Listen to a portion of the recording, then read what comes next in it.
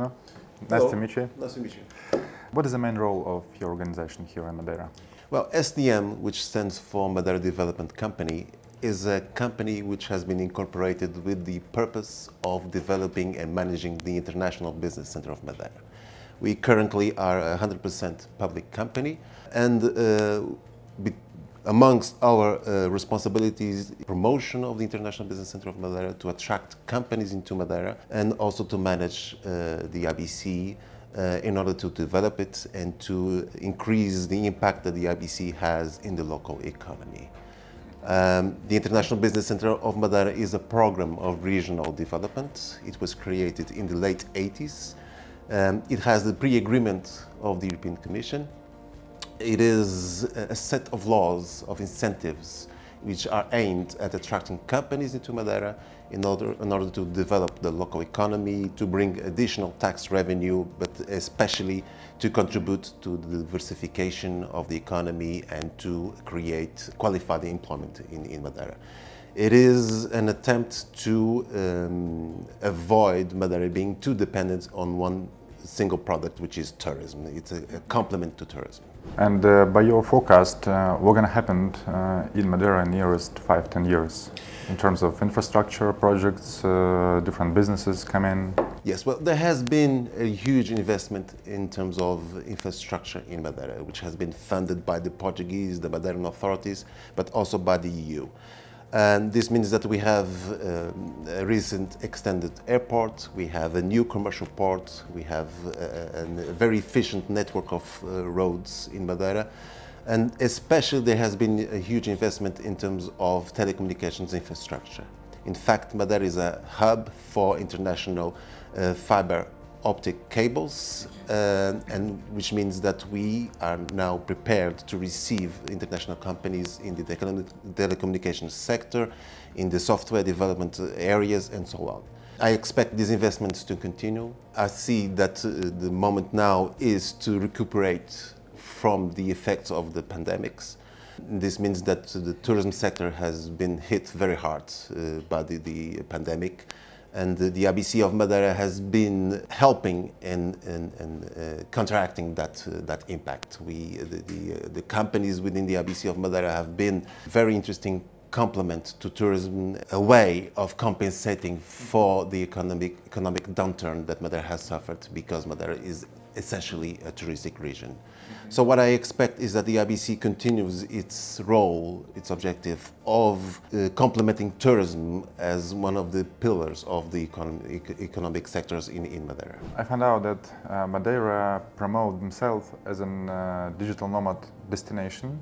Yes. I would say New Palo Alto here near the Funchal. So could you explain how it works? So why Madeira promoting this? Well, what has happened is that there was already an interesting community of digital nomads throughout the world.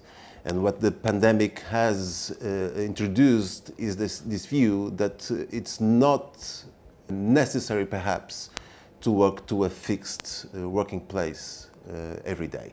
So people are now more aware that it's possible to work remotely. And what Madeira has done, what the Madeiran authorities has done, is somehow take advantage from that new perspective and to attract professionals, especially in the ICT sector, into Madeira. And what we have to offer are several aspects. One is European Union integration, a mild climate, beautiful scenery, safety, good infrastructure, especially good telecommunication infrastructure. And we have been communicating that to the international markets, and we have been able to attract a significant amount of people, digital nomads, into Madeira to work remotely. And from the contacts we had with them, they are quite happy to be in Madeira. Everything is nearby, everything is well put together. The program has been very well designed, and we expect to continue to be able to attract further professionals into Madeira to set up for a while and to work remotely from Madeira. What kind of cooperation you have with this community? Could you make any examples? Well, there is an entity which deals closely with them, and they facilitate everything. They facilitate the formalities to set up in Madeira, whether it is a place to work, whether it is a place to live, and they communicate with them on a daily basis to facilitate their integration into Madeira. Also with activities for the weekends and to support and to feel welcome. And how the government supports investors and international businesses here in Madeira? Well, the International Business Center of Madeira is the most important tool we have to attract companies. It is a regime which has been designed specifically for international operations. What we want to do is to make Madeira a platform for international companies to use to do their international transactions. We are looking specifically into non-financial activities. We are looking into trading, shareholding, intellectual property structures, but also into the new technologies sector. And what we have to offer is, in addition to a very attractive tax regime, is operational conditions. The infrastructure, which I already mentioned, and which is state-of-the-art, supporting services from several corporate service providers in Madeira, a local university which is very good in terms of forming new professionals in the ICTs areas, but also in business and administration and so on, and the good infrastructure with full access to European Union markets, the euro currency which offers stability, and also the fact that in normal times, when we don't have the pandemics, we have international flight connections to most of the major capitals within the EU. And also we have this pre-approval or pre-agreement with the European Commission, which adds a factor of stability which is very, very important. This means two things. It means that the tax regime will suffer no changes because it has been pre-approved by the European Commission. And it also means that for the investor, it offers stability. One of the major concerns of investors is whether or not a jurisdiction which they are looking into offers stability and security, and we can also offer that because this pre-approval by the European Commission means that there is a number of years in which they can enjoy the tax benefits without having to expect any changes that will take place. So stability, transparency, regulation. In fact, this was one of the key decisions when the IBC of Madeira was created, was to include all of these activities within the Portuguese and the EU legal systems, which means that these companies are not offshore companies. Madeira does not offer a tax haven situation. These companies are fully Portuguese. They can apply the European Union directives, they can apply the Portuguese network of tax treaties. So the only difference between a company in the IBC of Madeira and a company within the Portuguese general regime is the level of taxation, which is less within the IBC of Madeira. Everything else is equal in terms of regulation, in terms of supervision, and in terms of transparency. And bank access as well. And bank access as well, of course. Okay, what is the portrait of your clients? We have several types of clients from different types of sectors. I would say that the most common structure in Madeira, the most common type of activity would be the international trading, in which Madeira is very, very interesting. We have companies who use Madeira as a platform to import from outside of the EU, from South America, from South Africa, from Asia, and then use Madeira as the trading platform into the EU markets. We have companies who manage intellectual property structures. We have companies in the ICTs, companies who develop software, who develop apps for several different applications. We have telecommunication companies, and we have companies providing general services such as consulting and marketing and so on. So there is a wide array of activities which can benefit from setting up in Madeira and using Madeira as a platform to do international transactions. A lot of companies are relocating to Cyprus, such as IT companies, to Malta as well. Tech companies also looking for relocation for California because they can find some venture capitalists there and even do some pitch in Starbucks and find some interesting people over there. Dubai are also considering at an international hub for businesses. What is Madeira offers? Well, can we compare with the Dubai, with the well, there are other similar offerings on the table. I think that what at the end of the day makes the decision is the specific circumstances of every investor. What we have to offer is EU integration, is the pre-approval by the European Commission, so the stability factor, which is very important. It's the very competitive tax regime, the very competitive operational costs, and sometimes the proximity with Portuguese-speaking countries. For example, if you are investing in African Portuguese-speaking countries, it makes sense to use Madeira for that. So on a case-by-case basis, Madeira could be the better choice. What I think distinguishes Madeira between other jurisdictions is the fact that Madeira is an outermost region of the EU. And this tax regime that we have has been approved by the European Commission on the basis that Madeira does in fact need to diversify its local economy. So it has, I would say, the blessing of the European Commission, which means that all the tax incentives, all the advantages that we have to offer are fully abiding and compliant with the EU guidelines and even with the OECD guidelines. And that brings stability to the table, and which is something I think it's quite unique that we can offer to our clients and to our investors. And how Madeira promotes this special regime and these opportunities into the globe? We have several different initiatives. We are very keen in organizing our own promotional events, which we think it's the most direct, the most efficient way of reaching our target audiences.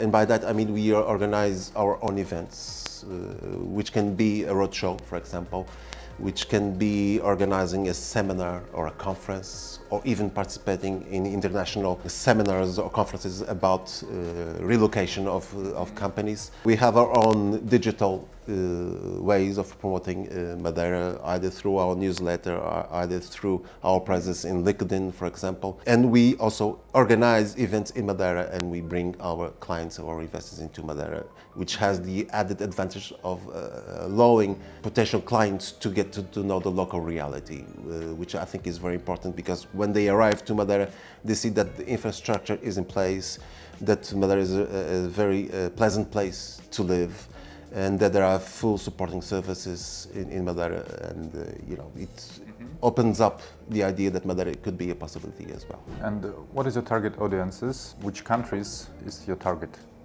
Well, Europe has been the major source of investment into Madeira, EU countries, but we also have non-EU companies setting up in Madeira, especially from South America, Latin America, South Africa as well, a few North American companies as well, particularly for activities which want to expand into the EU, and they use Madeira as a base to do it.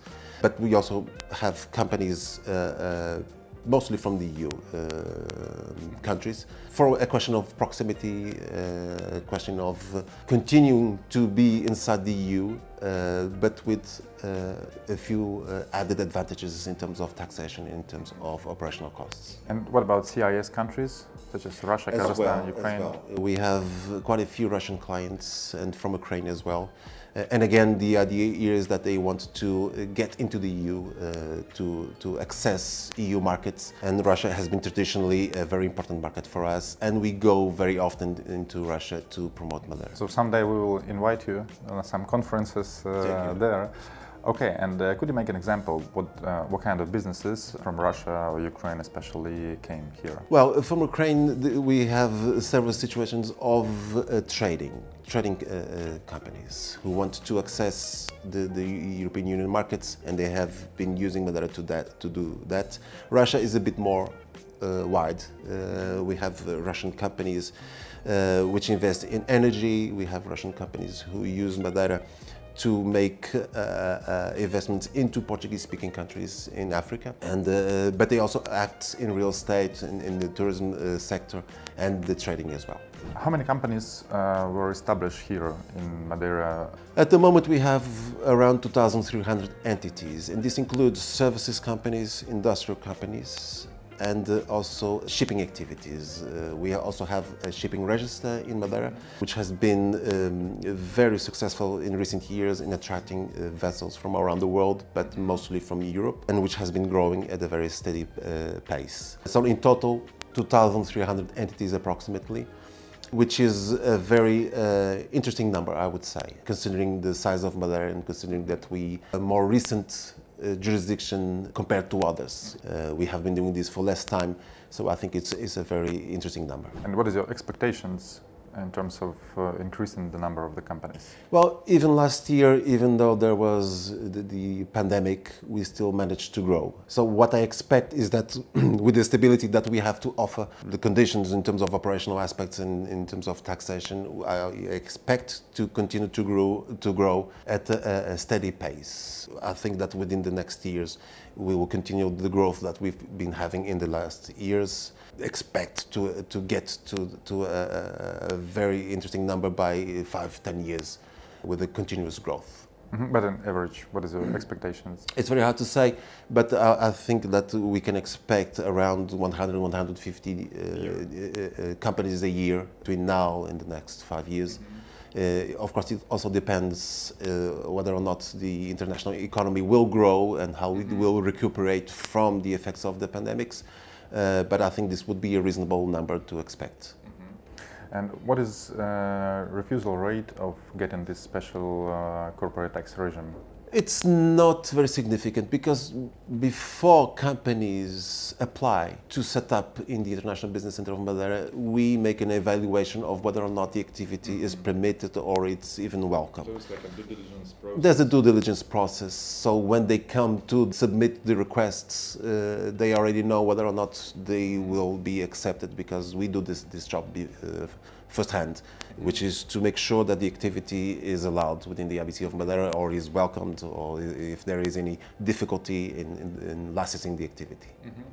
Could you make an example of a few interesting cases of relocation? We have been particularly successful in startup companies, in the new technologies. Yes, in the new technologies. And what happens is that Madeira has several advantages. One of them is that we have an incubation center, so they grow, and as soon as they are ready to benefit from the tax regime, they license themselves within the International Business Center of Madeira. We have been attracting many interesting companies in the shipping sector.